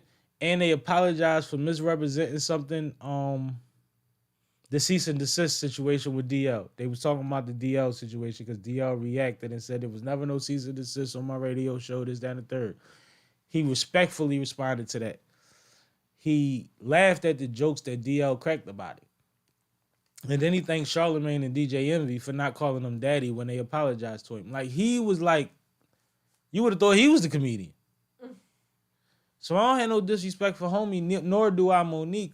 But I think that I'm sure y'all therapeutic to each other, but there's more work to be done on the inside so that we may be able to better pinpoint what we're trying to attack and why we're trying to attack it, especially when there's things that come up when you keep saying you have a recording of somebody admitting that they did something that cost you tens of millions of dollars, which is a quote.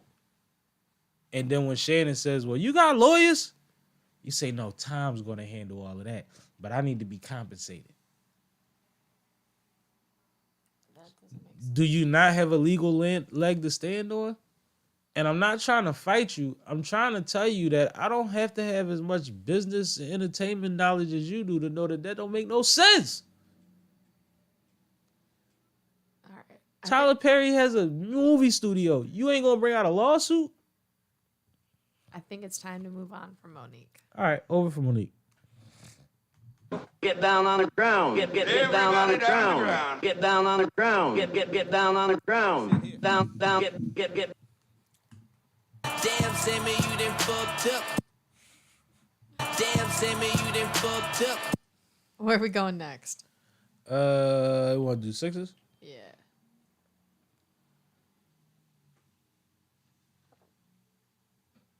So, What's the latest on Embiid? they think that he's gonna come back before playoffs. Do you believe him? What's the official injury? It was a tear in the meniscus. What level tear? Let me look that up. They calling it slight? Because meniscus injuries vary. I'm not trying to be an asshole. Trying to be clear. Because I didn't get the latest. Oh my God, right before the latest. So all the latest that I can see just says knee injury. And it says he underwent surgery on the left knee.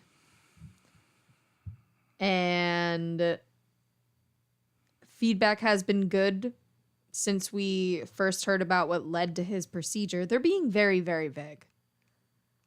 And they say he'll be back in how many weeks? They say they can evaluate in 4 weeks. Evaluate in 4 weeks. We halfway through the season. That's not bad. More than halfway at this point.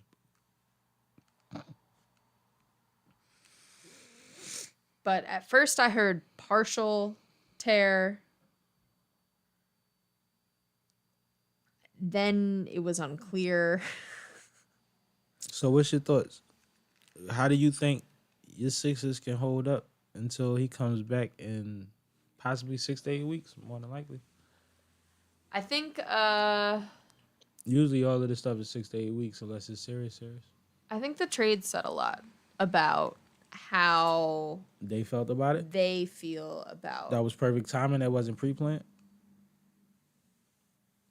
I think that no, You I didn't think about that no, I think that they knew enough about His situation that it was like push the button? Yeah. So you don't think they would have went after those pieces if he was up? I don't think they would have given away picks so quickly. Do you think that might turn into a blessing in disguise? Maybe he by accident, maybe y'all by accident got the pieces that y'all need. Because y'all got some good pieces. I don't know if you are familiar with y'all new players, but y'all got some motherfuckers. No, we definitely got some good pieces. I mean, I'm still not totally over the loss of Pat Bev. Pat Bev hurts. Like, don't get me wrong, like I really liked I Morris was at the as doctors well. watching Pat Bev find out about his trade too, for y'all that don't know. I actually watched him live streaming about it when he found out. And he was excited and that made me feel better. But yeah, I love Pat in Philly. Yeah, and Morris is great too, but I felt like we had more depth where Morris was, that we weren't going to be able to utilize him. So like for his career, it was best if he left too. You know why I love the Morris? Why I'm not mad at the Morris thing? I don't want to say I love it because if you ever watch the Sixers game with me, I'll be like, oh, you don't do that to him. Like, I know he that dog.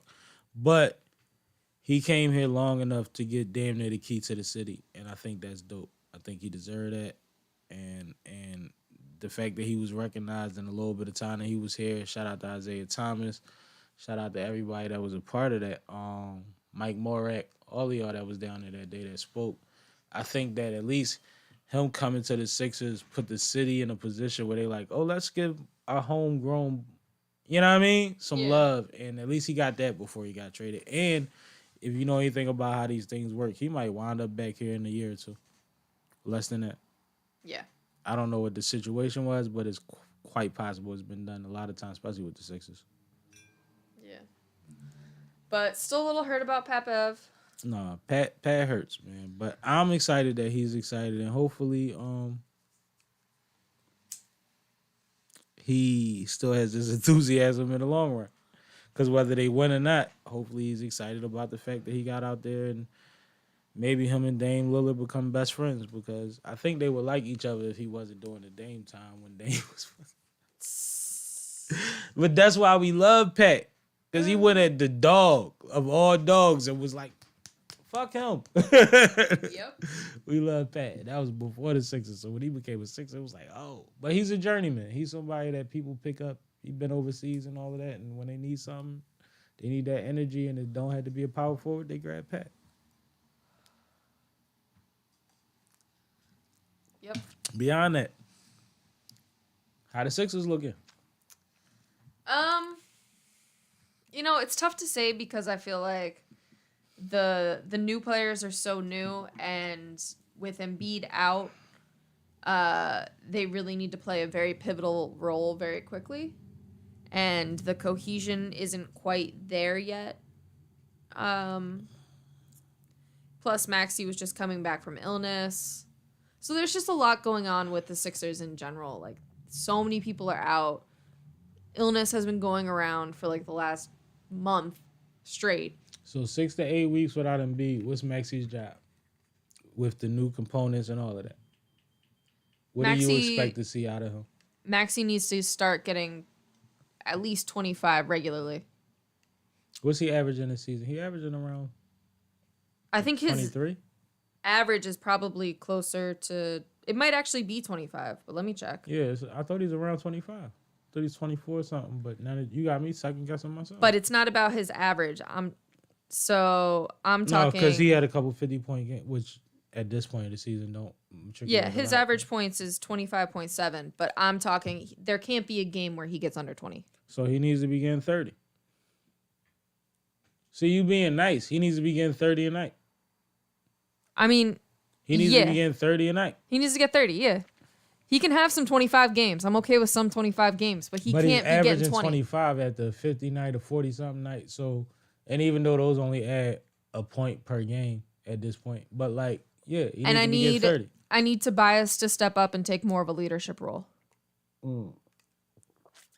Now, we weren't live back last season when I told you I went to the barbershop and I had the conversation, right? About how Tobias's dad interacts with the players in the families on the sidelines and behind the scenes, right? Mm-hmm. And remember what I said was they said he likes his spirits. Not tripping on you for that. Appreciate you, homie. Maybe we could drink one day.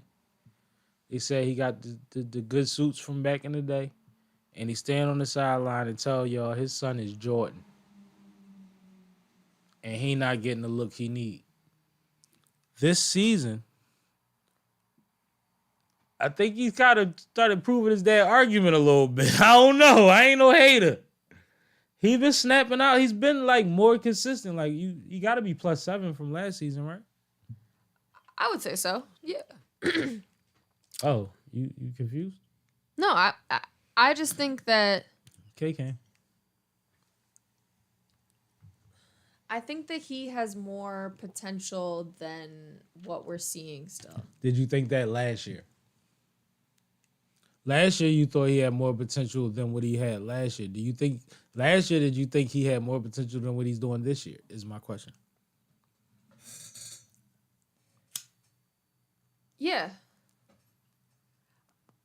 Yeah. Based on what? You turned that camera off. You fast. You were asking a question. Based on what? Based on... I think that he has the technical ability to be a great player. I think that he was very inconsistent, which that he improved on. That was the thing that he improved on the most this year, I would say. I think that's coaching. But I also think that he, with Embiid being down and him oftentimes being the tallest player on our court, depending on like who we're running that day, he needs to take more of a leadership role, especially defensively. So what you think about the bench? Y'all got Lil Meek Mill. What's his name? Smith, yeah. Y'all Council. Y'all got Council. Who went crazy in his rookie debut. Yeah, he went nuts. Y'all got Reed. Yep. We got Bamba. Bamba, that's who I was thinking. Mo Bamba. I got oh my bad. But yeah, I like Mo Bamba and Reed a lot, yo. I do too. I think that and I think we had this conversation.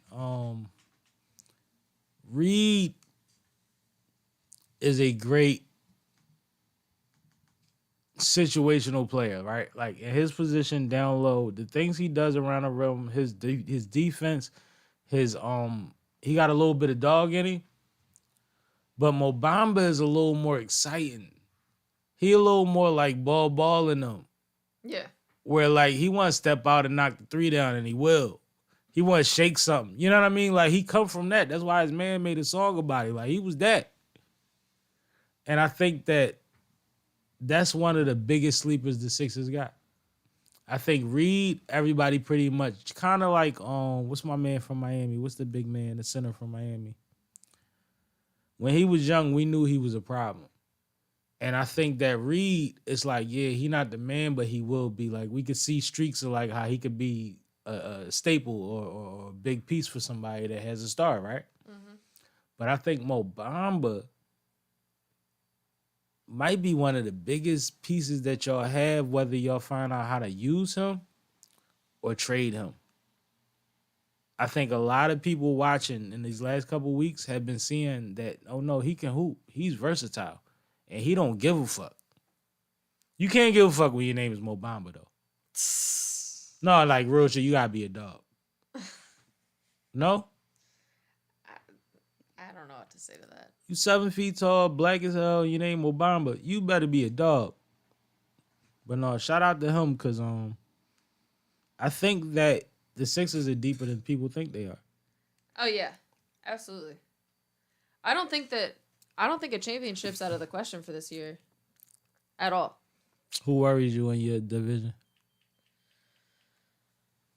Look, turning you into stat now. Who worries you? The Celtics always worry me. Celtics should always worry you. I mean, especially when it comes to playoff time. The Knicks is acting crazy right now. The Knicks are acting crazy right now. Out of nowhere. Nobody in New York expected this shit. I mean, to be honest, our division's kind of tough in general. I think both are. You know, the Clippers is leading the West. That's crazy. That's true. That is crazy. Like, everything's deep right now, yo. Because the league is beyond, and we fought it for a while, and commentators fought it, and fans fought it. The super teams, the league is beyond having one star and winning. The league is beyond having 2 stars and winning. It's just a fact, because if it wasn't, the Celtics would have got 3 in the last 5 years. How about that? True. And I'm low-key worried about the Bucks now that they got Pat Bev. Yo, you know what's crazy? And I told you I watched him find out that he was traded. He said, yeah, it's time to go get this chip, man. I'm about to make up with Dame. Like, he's such a vet and an OG that he kind of already knows, like, how to even apologize to the superstar. You know what I mean? Like, this is going to take a day. I'm going to take this nigga to lunch. You know what I mean? Like, that's not even a thing in his mind. It's like, we about to get this. Because you know what his conversation was? And he said it. He said, it's bigger than that. We got to go get this chip. It's all he care about. What do you see a day later? He's telling Campaign, yo, take the physical. I'm trying to play tonight. Right? Right. Then Payne came out and actually, after a while, he found himself. He looked a little good. But then, next thing you know, I see a clip. I see a highlight in a Bucks huddle. I'm laughing, think about it, right? His second game on the Bucks, Pat Bev has the clipboard in the timeout explaining the play.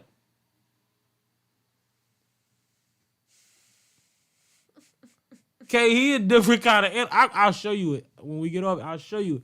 It's 2 days into him being on the sideline. This motherfucker is explaining the play. That's crazy. Signs coach. That's crazy.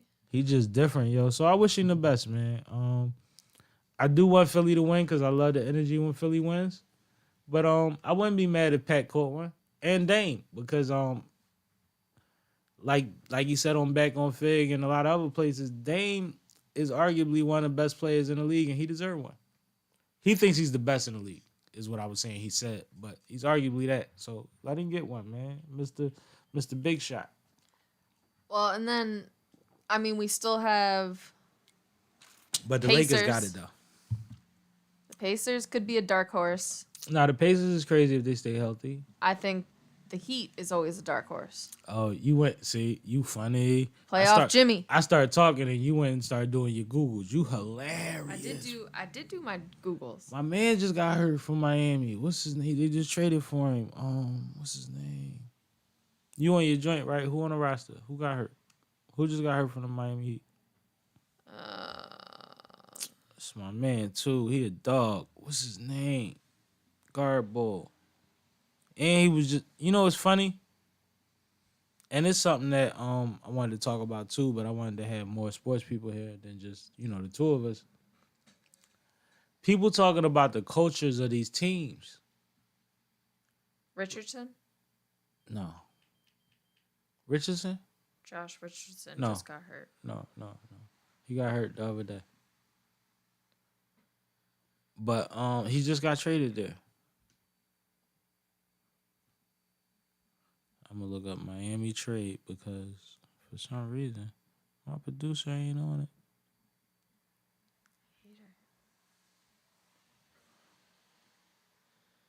But hold on. Too much dead air.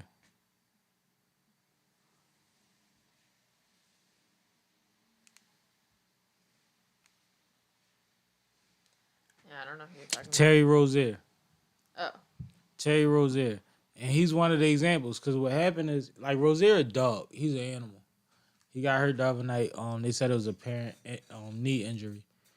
But he was talking about the culture from going from Charlotte to the Heat. And he was like, yo, it's nothing like it. Like in Charlotte, you kind of expected to lose. And it's okay. And then I just saw something before we went live. Damn, I wish I remember what it was on. But they were saying, like, it's the difference between getting fucked up and being coddled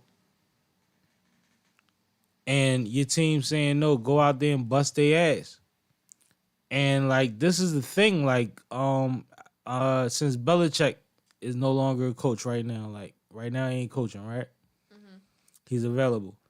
People have been saying, yo, if Belichick would come and just be a consultant on my team, I would just like him to bring that championship energy, that championship culture. Right? Okay. So it's like, I don't know, I'm talking too much. Your turn. Wait, what? You were halfway through a point.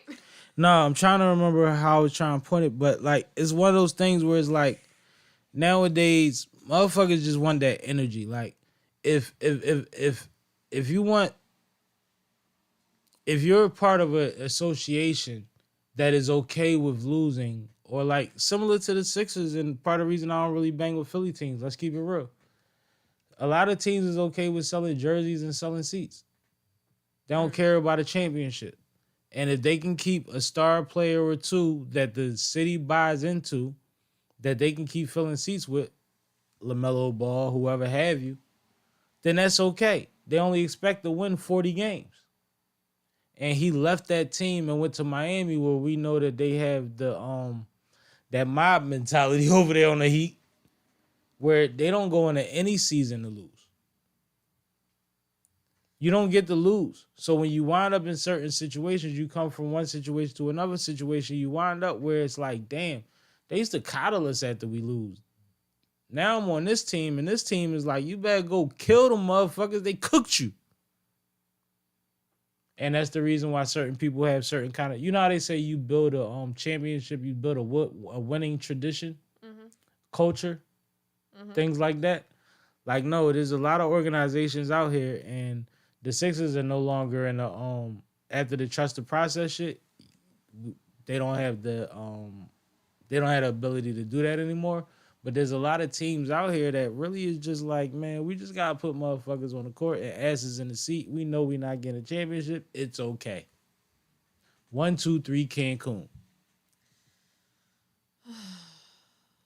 So that's what I was saying. Like, a lot of people are speaking about going from one team to another. Like I said, so many platforms now. And they talking about the culture. So even when Pat Beverly got so excited about leaving the Sixers to go possibly fight for a championship with Dame and Giannis, part of what he said was, I'm about to get back with Doc Rivers. Doc just left the Sixers. And coaches go get their boy. You know how that go. But that means something, right? That's like, oh, I believe in like what's over here because of what's over here. That's a thing. Which might mean that while he's playing for the Sixers, he didn't feel the energy. Even though he might have felt the talent and might have bought into the system, he might not have felt like the Sixers was that or cared about it as much as another organization might. My bad. Thanks for helping get me back on track on that one. So you really think that the Lakers are gonna be? We just got Spencer Dinwiddie. Talk to me, gorgeous. Talk to me, gorgeous. AR-15 out there acting crazy. Okay. My boy back. What's his name? With the French African name, the big boy. What's his name? He out there hooping. K, we rocking. We rocking. You think you're gonna beat Denver? I think as long as we don't have to depend on AD, we good. AD is y'all kryptonite. I mean, what happens is like he's a hell of a talent. He ain't him. He one of them. So we can't keep depending on him to be him. And one thing that people don't account for that's the similarity in LeBron and Kobe. They don't fuck around if you ain't fucking around. They quick to be like, oh, ship him out. I need him. The nigga that elbowed me in my throat last time we played, I want him. Fuck him. They move like that. They always joke about how LeBron is the front office. What you think it's based on? Dog. Same as Kobe. That's why Kobe went and got Matt Barnes, all type of motherfuckers, man. Like, yo.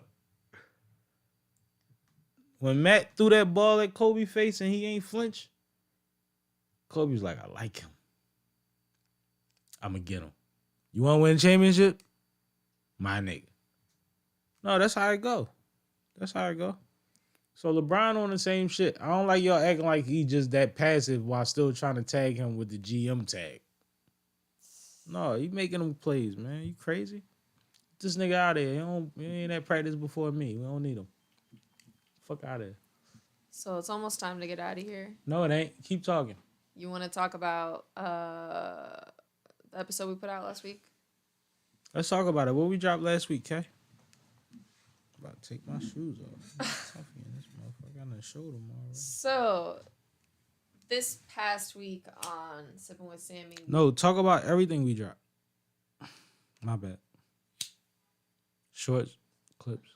We dropped an episode with Prophet. My guy.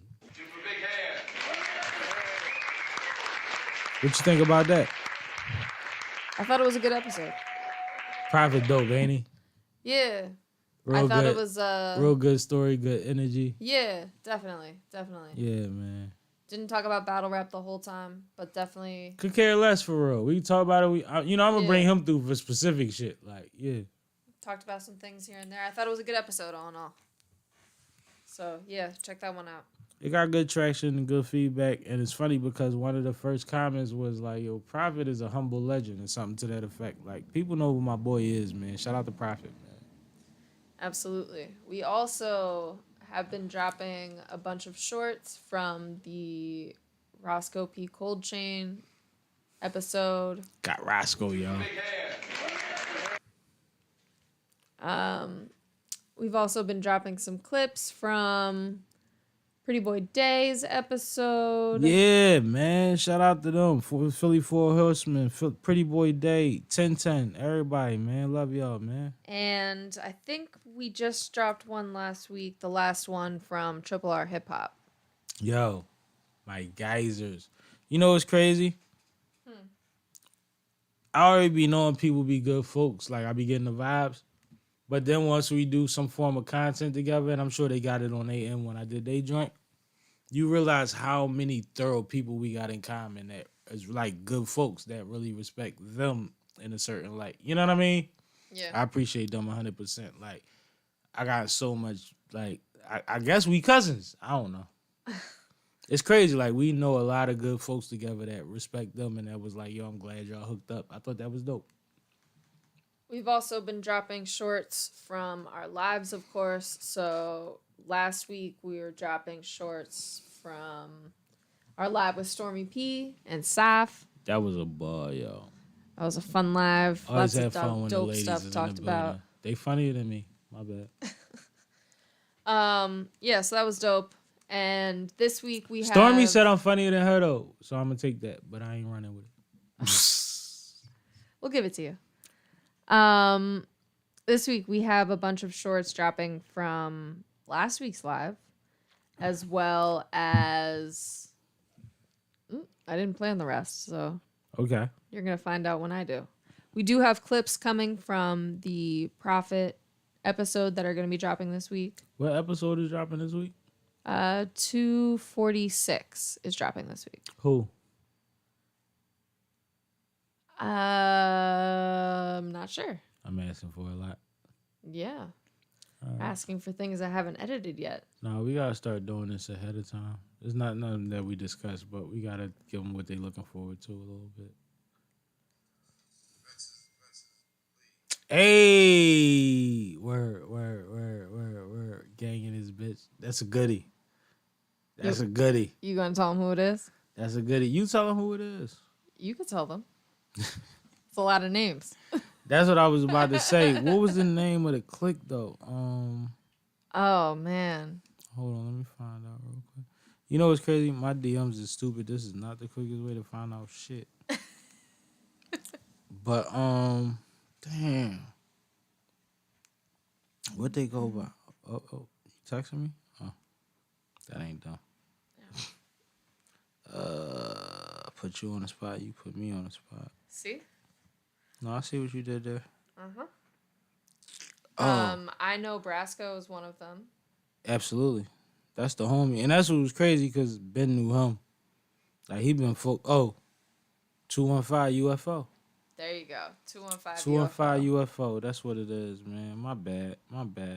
No, because it's ganging that motherfucker. Like, I know Brasco, Kyrie, Aaron Shakur, Radio Shaheem, U5s, and that ain't everybody that was there that night. Like, they deep. But shout out to them. I literally had a blast, yo. We started the episode. I cracked a joke, and Brasco, like, he pushed me like, oh, you starting early. I'm like, no, we having fun. Like, yo, it went like that the whole time, yo. I had a ball with them. The energy was great. And it's crazy because a couple of them already know what they do. And then, like, seeing who the rest of them is affiliated with, I'm excited about, like, going to my next live show for UFO 215 UFO. See, that was the problem. When you asked me who it was, I just kept wanting to say Shoulders. I kept trying to think of the acronym because remember they was like, the little fly one made up the acronym. Yeah. So I'm like, acronym. What was the acronym? So I couldn't think of the name because I got, you know how your brain go. So that's where I was at with it. But no, that's what's coming out this week? That's what's coming out this week. Oh, that's a heavy joint, man. Tap in with that. That was fun as fuck. And I booked something today that's monumental. And I got something that I was actually supposed to, we were supposed to film by now, but we had a mishap. And hopefully we still make that happen. We got some dope shit coming from y'all. Coming for y'all. I ain't gonna lie. Shout out to Rosenberg Raw. All them super streams. We do those weekly. But I love what you do too. Okay? Yeah. Where we at? Don't look at the time. Look at the list. Anything else we need to get to? I don't think so. After the Grammys, drill music. What's compliment? What? Compliment discrepancy. Can we talk about... No, we'll save it. Yeah. I'll do Venus Mars with that one. Anything you need to talk about? What should I talk about before we get out of here? I do want to say that the Kensington Derby and Arts Festival is coming up on May 11th, and vendor registration is open now. So you can go If you to, vend, get a spot, yo. You can go to kensingtonkineticarts.org, and at the top you'll see Vend at the Fest. Click on that link, and I'll take you to the whole vendor registration. You've been in the studio lately, and you got quite a few beats coming to you. Mm-hmm. Should they be looking forward to music from the K? Maybe soon. Maybe soon? You know, we don't like to rush the process over here. I got a couple ideas about the yeah, I got a couple ideas. You have ideas. Yeah, I shot one past Cash, but I'll talk to you and HB. You know, I gotta let the ladies tell me was whatever, but I got a marketing play. Okay. At least the beginning part. But let's make some noise for K getting back in the booth, man. Getting busy. I'm proud of you. You're going crazy. And you gonna touch up the one I was talking about too. You heard me? Mm-hmm. Word. So I'm outside.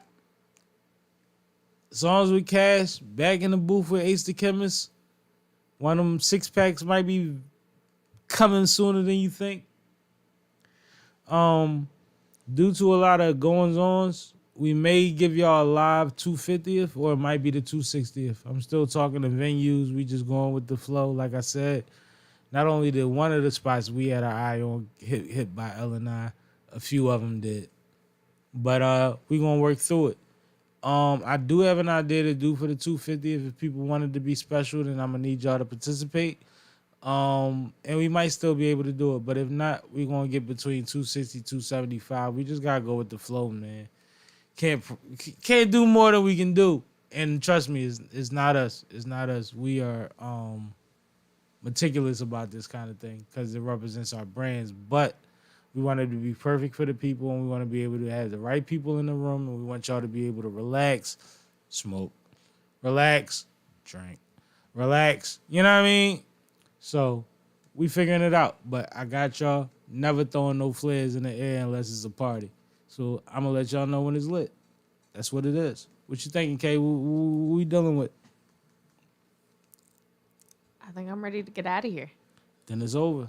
Sipping, I'm sipping, I'm sipping, I'm sipping, I'm sipping, I'm sipping, I'm sipping, I'm sipping. This is Sippin' with Sammy. I am Mr. Fly Shit, only the one and only Sippin' with Sammy. Sam Malone, Barstool Rug. If you ain't sipping with Sammy, you ain't sipping right.